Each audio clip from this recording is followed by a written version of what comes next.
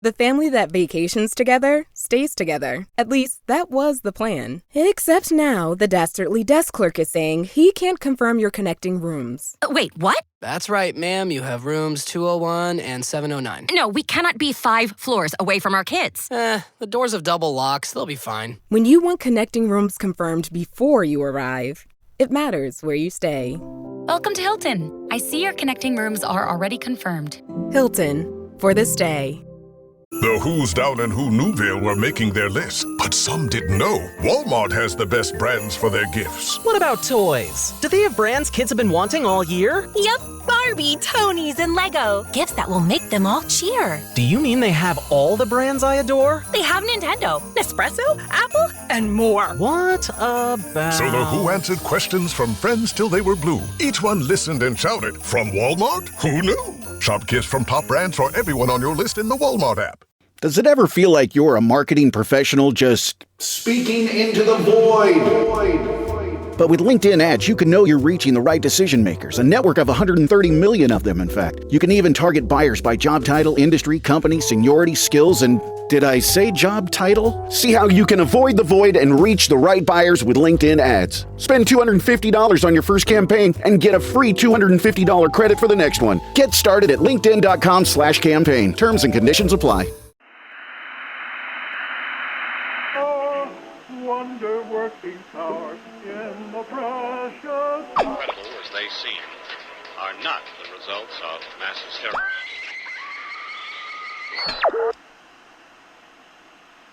You may wish to adjust the dial you are currently tuned into. The wrong station.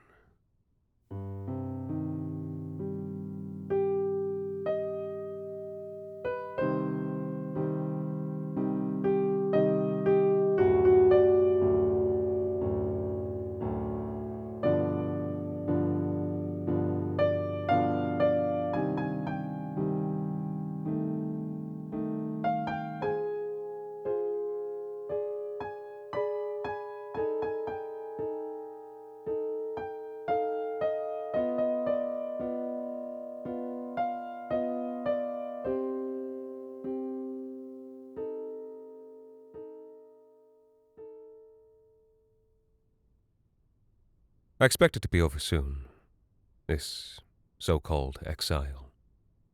It's a temporary situation. My contacts in the government are merely doing what they have to until I can be called back into the fold. Myself and my brother. My brother. What to say about my brother? It's funny you ask. I just wrote a letter to the Sarah maid regarding his situation, my situation, and, in fact, the situation that this entire nation finds itself in. I'm expecting a reply soon. A man from the health authority will come, and we will hash out the details. I'm sure of it. He, my brother, that is a very different man than I am.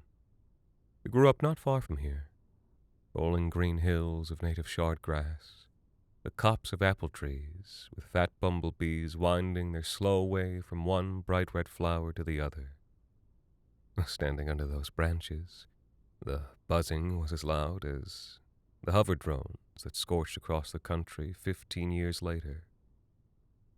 And, of course, we were near the coast in those days, as we are now. The ocean current brought with it ocean winds that whipped and tore at your clothes. The forest dispersed these gales, so where the shore met the trees, you'd find all kinds of animals that had been exhausted from fighting the gusts and waves. As a child, I had once seen a blue and silver fish dying in a too-shallow tide pool. It had been launched out of the water by crashing whitecaps and had no way back to the ocean. My brother thought to leave it, but I ran back to the house and got my mother's mixing bowl, filled it with seawater, and brought the fish home. I kept it in my room. I got salt water from the ocean every day and fed it insects from the flowers our mother planted in the window boxes. Perhaps I was a little obsessive in my care, never leaving my room for fear the fish would die in my absence. And maybe I was correct to do so. In only a few days, the fish was healthy enough to be released.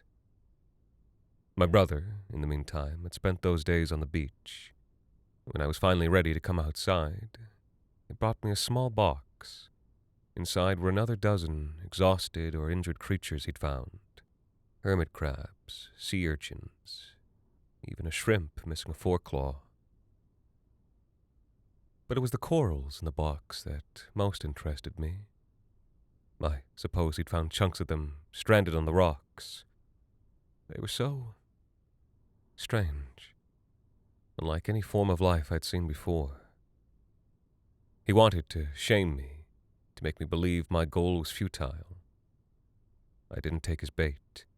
I didn't admit defeat. I took the animals and set myself to nursing them back to health. By the time I was finished, summer was almost over. My brother laughed to see me act so foolishly.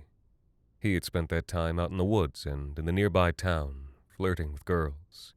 He was tanned and happy and carefree. He had lived, while I had merely saved lives. And yet, he came with me to help release all the animals back into the sea. All except the corals. I couldn't understand how to care for them. They were too alien, too strange. As the other animals swam back beneath the waves, I found myself sitting on the ocean rocks, sulking over my dead white corals. My brother could not have understood. But he sat with me all the same. Was it any surprise that I chose to pursue medicine? My brother, well, he chose nothing for as long as he could. He gallivanted through life, inviting the kinds of relationships that only bring suffering. He was blind to the faults of other people. Or perhaps he saw exactly how they would hurt him and simply didn't care. Now, I may not have lived like him, but I could understand pain. In fact, during school, pain had become a special interest of mine. Of course, it serves an evolutionary purpose, but it seemed like there was far more of it than there needed to be. As a medical student and then doctor, I walked among factory workers bent double from spinal injuries. I saw professionals debilitated by stress and depression. I saw faces twisted with every kind of agony. The world was enslaved by the yoke of mental and physical pain. Removing that yoke was to be my life's purpose. I didn't know what I was looking for, but I began my search in an old hospital on the southern coast. They'd built it more than 2 centuries ago, back when they believed disease was carried by bad air, miasma. It was like stepping back in time. The building has high ceilings and large windows that are always open to invite the cleansing sea breeze. The rooms are all equipped with brightly patterned rugs and comfortable armchairs. The floors are walnut, the beds are oak, the pillows are down. There's no steel or aluminum outside of the operating rooms. The whole hospital sits on a narrow spit of land surrounded by the ocean. People come there to recover, in part because you can hear the waves, no matter where you are in the building. Perhaps it has changed in the years since I was there, but this is how I remember it. Once this exile is over, that will be the first place I visit. That hospital is also where the war found me all those years ago. It was to be a civil war. The Saramate had taken a vice grip on the country, a grip that had only tightened over the last few years. There was opposition to their policies. That was to be expected. When the fighting came to our front door, my brother vanished. He left behind a note, only saying that he was joining a resistance group. Our father dutifully burned the scrap of paper, weeping as he did, not knowing if he would ever see his son again. I stayed behind at the hospital to care for the wounded. Some doctors refused to treat Saramate soldiers. Others refused to treat resistance agents. I didn't care. They were all injured. They all needed my help. The fighting became more vicious as the two sides exhausted each other. Desperate, vindictive. The ordinary stab wounds became jagged, red etchings, meant to cause agony in addition to death. Men pumped full of 20 bullets, where 1 or 2 would have sufficed. Limbs removed during overzealous torture. It was a whole new education on pain. And then, little by little, the Saramate rooted out the resistance. They cut the throats of the charismatic speakers, welcomed the broken, shamed men who betrayed their comrades, and killed the ideologues who couldn't be bought, exiled, or threatened. My world settled into place. My parents died, still searching the state newspaper for any mention of my brother. I went about my research, now the head of an entire department at the hospital. I'd worked hard to establish myself, merely wanting to help those who needed help. The Saramate Medical Board took convincing. They knew my brother's leanings and suspected me of the same. I worked twice as hard, showed twice as much dedication to medicine. I threw banquets for the Health Council and hosted Tsar Richardson and Tsar Plunkett when they were injured in a rebel bombing. Over time, the Saramate saw fit to reward me with control over the hospital, so I could continue my research into severe pain management. The Salalu Protocol. You may know of it? It was developed there, perfected there.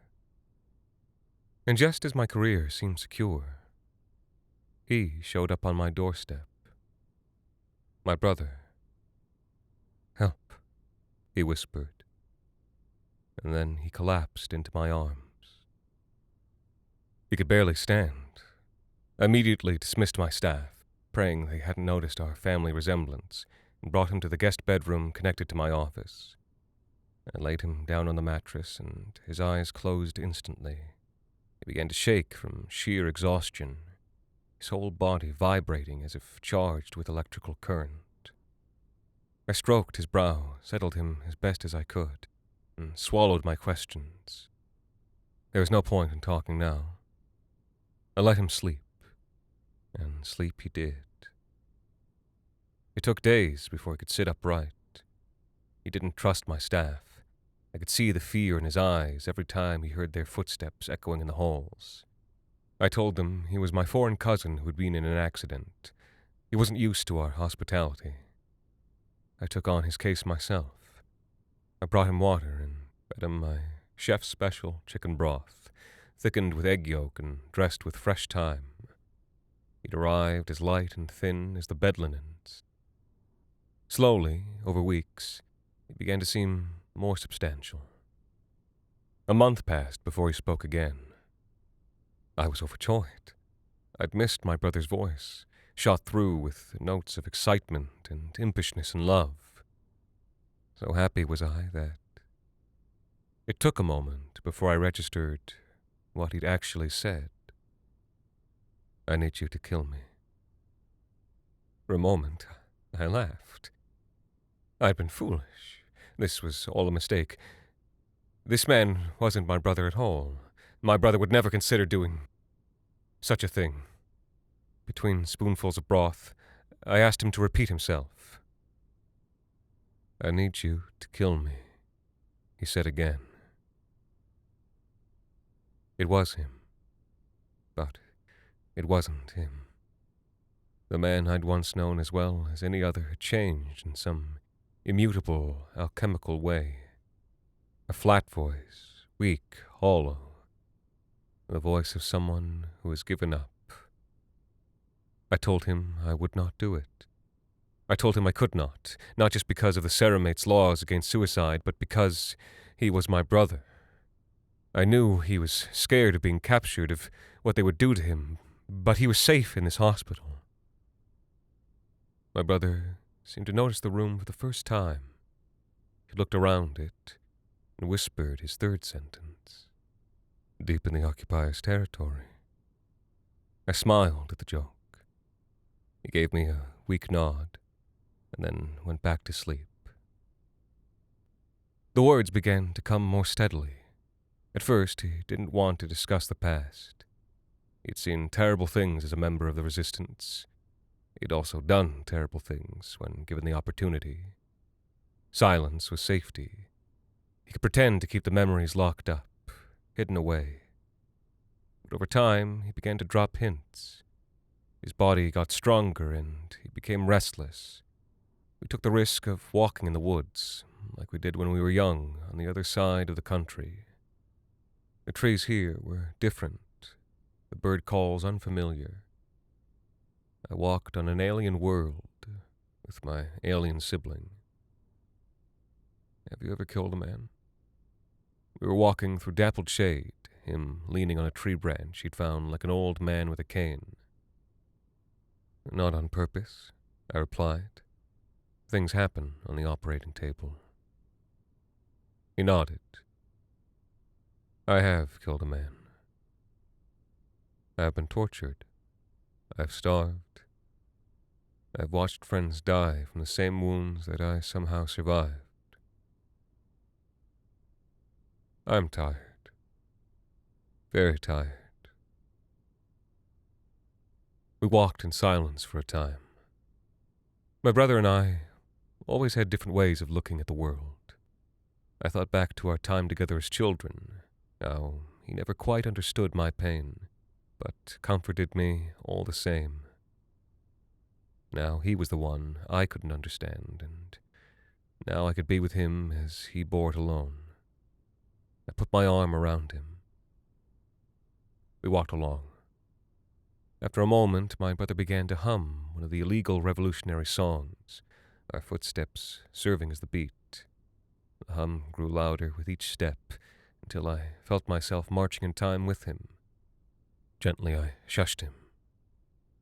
We walked in silence for a few minutes more.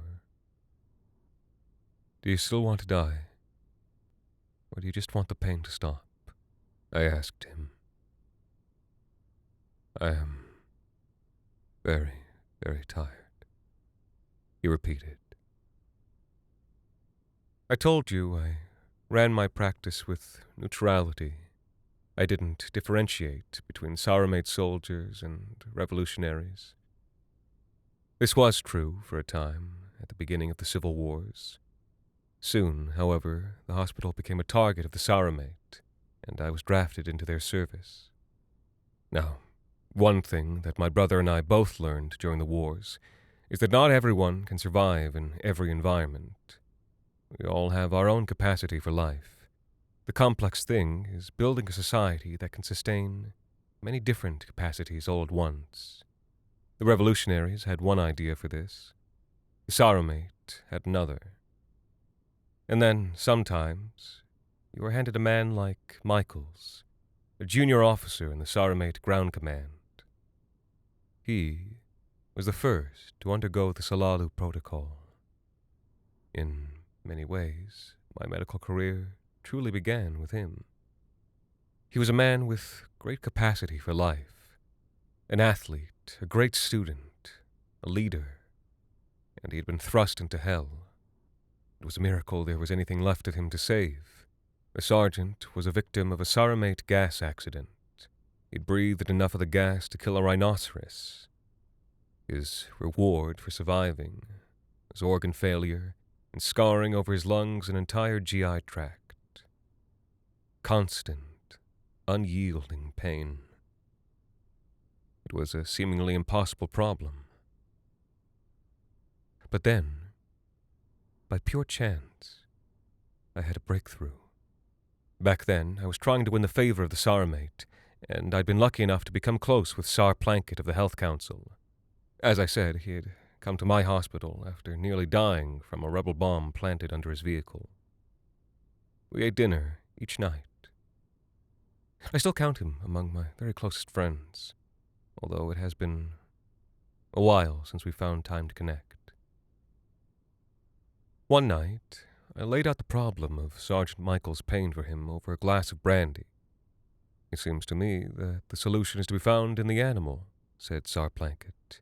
Why can a centipede lose a leg and walk away, when a man will lay screeching like a horrid little child if the same is done to him? I rolled my brandy glass, letting the light hit the amber liquid. Sar Plankett, may I speak freely? You may, he replied. A centipede has a simple nervous system. The human system is far more complex. We have more pain, yes, but it also grants us capacities that... Sar Plankett waved his hand, silencing me. and do away with the nervous system. Who needs the bloody thing anyway? I'd never thought of it like that. And then I realized. Corals. Of course. My mind flashed back to the tide pools of my childhood. The corals were bare skeletons clinging to the rocks. They had no method of self-defense, no way to escape harm. They had to take what the world gave them and manage their pain accordingly. It was in the corals that I found the compounds that would change my life and save Michael's. The Salalu Protocol. The medication floods the brainstem. Conscious thought ends. Emotions cease. All while the body is preserved and kept alive by a lattice of coral. It breathes for you. It eats for you. And not that you need much air or food when your body is in this state. In the same way that maggots will eat the dead tissue in a gangrenous wound, the coral eats away at your pain until it disappears, along with anything else we would recognize as life. As Michaels slept, we rebuilt most of his organs, healed his scarring, and then reversed the process. He officially woke up 8 months later. They called him the Sleeping Soldier. In that time, the polyps had established large colonies over his body. We had to chip 15 pounds of coral off his face and shoulders before the news cameras came into the room. I received the Saramate's top honor in medicine for saving Michael's. The technique has widespread surgical uses. As long as you have a tank large enough for the patient to float in, you can keep them asleep for as long as you want. Theoretically, the technique could keep a patient asleep for decades without any negative consequences. In the years since, an irony has developed. The Saramate became known as an oppressive regime. People vanished from the streets. Our society became monolithic in ethnicity, religion, and political opinion. And yet, we had incredible health care. People traveled from all over the world to take advantage of my hospital, to be my patient. And as my star rose, the Salalu Protocol grew in popularity. I found many applications for it, and with the help of Sar Planket and the Saramate, we were able to deploy the procedure across the nation. It is very versatile. Many life-saving applications. But I'd never considered the psychological benefits of the Salalu Protocol until my brother asked me to kill him. Perhaps it could even forestall suicide until a solution could be found. We completed the protocol in an old basement room in the East Wing. Years ago, seawater began dribbling in through cracks below the foundation. I splashed around in the puddles and hooked my brother to machines. When I was finished, I filled my syringe with a Salalu anesthetic. This is the final part of the procedure, I told him. After this, you'll be safe. The pain will go away. He held my hand. The skin was calloused and dry, and yet still the same hand, the same touch that I remembered from our boyhood. I lowered him into the saline water. We're going to help you get better, I told him. I'll see you soon. I pressed down on the plunger. He opened his mouth to say something, then froze as the medication took effect. I never heard what he had planned to say. I wish I'd given him a few more moments. I administered the polyps and then left, leaving the coral to do its work. It was inevitable, I suppose. My clinic was filled with Saramate loyalists and backstabbers who wanted nothing more than to see me fall. One day, Sar Planket knocked on my office door. He wore a serious expression and was flanked by 2 soldiers. Sar Planket, it's good to see you. I rose to shake his hand, but he didn't take it. Doctor, he said, it's time to go. What? Why? Let's not play games, Doctor. We know everything. I need to gather my things. Your things only belong to you because the Saramate allowed you ownership. Your home and assets have been seized, your medical license revoked. Your service to this nation has been taken into account, so you will be relocated, not executed. Sar Plankett said this all as if reading from a script. He seemed bored. Sar Plankett, please. I saved your life. I remember, he said. The transport is waiting outside. You have 2 minutes. The Saramate searched the entire hospital for my brother. But they were too late, far too late. I'd moved him to another location, somewhere he would never be found, even if they tortured me. And they did. I couldn't tell them where he was. I'd handed him off, sight unseen, to an anonymous resistance contact. It was only a year later that I learned where they'd taken him. It didn't matter that they had no proof, though. The accusation was enough. But they didn't take my life. All these years later, I'm more and more certain I know the answer. Do you recall what Sar Plankett said to me? I remember. Clearly, he and the others in the upper echelons understood my value. I had helped so many of them, so many of their children. In a way, they loved me, even if the Saramate required them to cast me aside. I know this is true. I'm certain of it. Just as I'm certain that I'll soon be back in the Saramate's good graces. Perhaps you doubt me, but I have proof. I was allowed to choose where I would be relocated. I started out in a busy city, but a year later I decided to return to the sea, to the places of my childhood, to where my brother was apparently staying. I have a snorkel and goggles I purchased from the local fishermen. They are a bawdy, lively bunch, men who are built for times like these, who have survived in all corners of the world from time immemorial. There were men like these drinking fermented barley, lounging in the shade under date palms, as the first keystones were placed in the first doorways of the first homes in the first cities. Each day I swim out to where the coral creeps out along the ocean floor, and I dive. I'm always alone. Nobody comes here, not even the fishermen. It is a cursed place, they say. But they are wrong. It is the most alive, most thrilling place in our great nation. One I had no small part in constructing. My great work of anesthesia. I swim down beneath the surface. It is dark here. Shadows of the waves roll back and forth across the coral, across the faces. Tens of thousands of faces.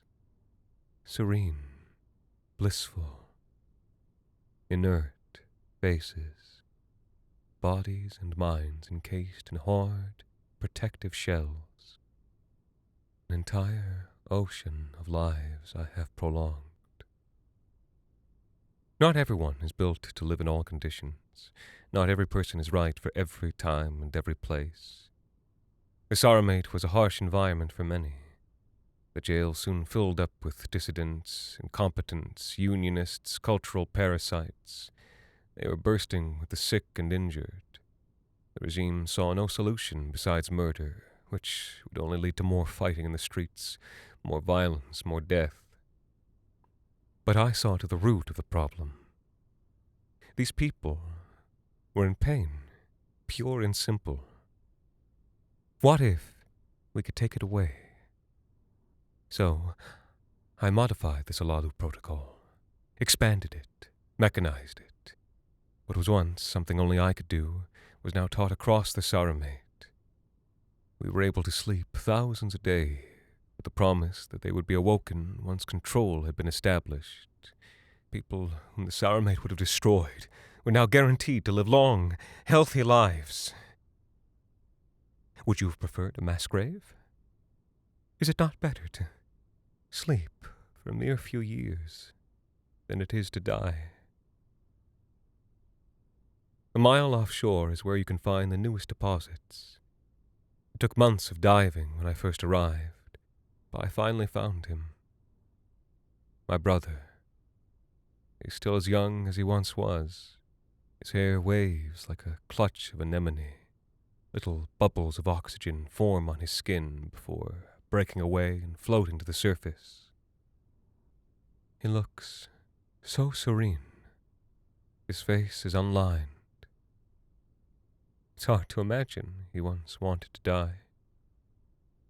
I could find him easily now, no matter the weather. There's a patch of several thousand darker-skinned sleepers about 100 feet north of him. Beyond him are smaller sleepers, mostly children, I believe, but I haven't checked closely. These two groups guide my way. I check my brother for bleaching every week. I chase away parrotfish that chew on the large coral colonies that spread from his shoulders and knees. I have to keep him in good condition, because change is coming soon. Change is coming soon. I saw Sarplanket again. Gone were my creature comforts, my sitting room, my brandy. I'd become a sort of medicine man for the small fishing village, healing cuts from the ocean rocks and gouges from fish hooks. With no medical license, it was the best I could do. There's a resort nearby that plays host to Saramate officials. One day, I saw Sarplanket walking the stretch of man-made beach that separates the resort from my village. I walked over to him, careful not to run in case his armed guard mistook me for a threat. "Sarplanket!" I shouted. He turned to look at me. He showed no recognition, but I'm certain this was part of the ruse. I had been excommunicated. He had to pretend to not know me. "Yes? The Salalu Protocol," I replied. "I expect you'll be needing help soon to do the awakenings." "Salalu? Yes, it's quite an exceptional bit of business, isn't it?" he replied. "The things medicine can do these days."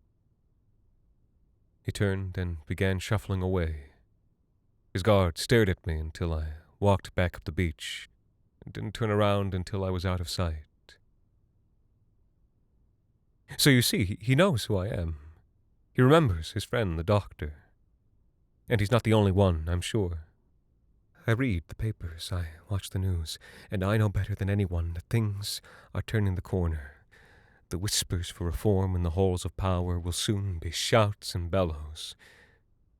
The rebellion is over. They won. It's only a matter of time before they loosen their grip. Just think of how close they must be. There's no reason for them to keep these people unconscious for much longer. They can be awoken, maybe as soon as this year.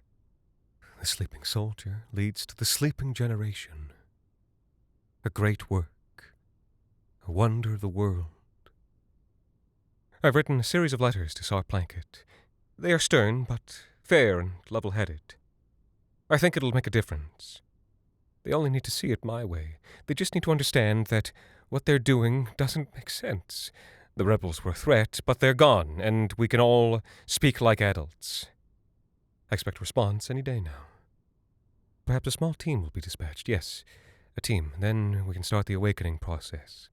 All we would need is 8 people. No, maybe a bigger team than that. Yes, 15 or 20 men. Doctors and divers. Then we could wake 30 or 40 a day. It'll be just like when I ran the hospital. I'll coordinate, direct people. I'll happily undo all my years of work. Happily. It wouldn't take so long. Just a year until nearly everyone is awake and laughing again. My brother and I, walking the shores of our childhood home, pointing out to the ocean and saying, "That was where you lived for 20 years. No, 30 years now. Yes, it's certainly time. It's been long enough. I'll hear from them any day now. Any day now. I'm sure of it.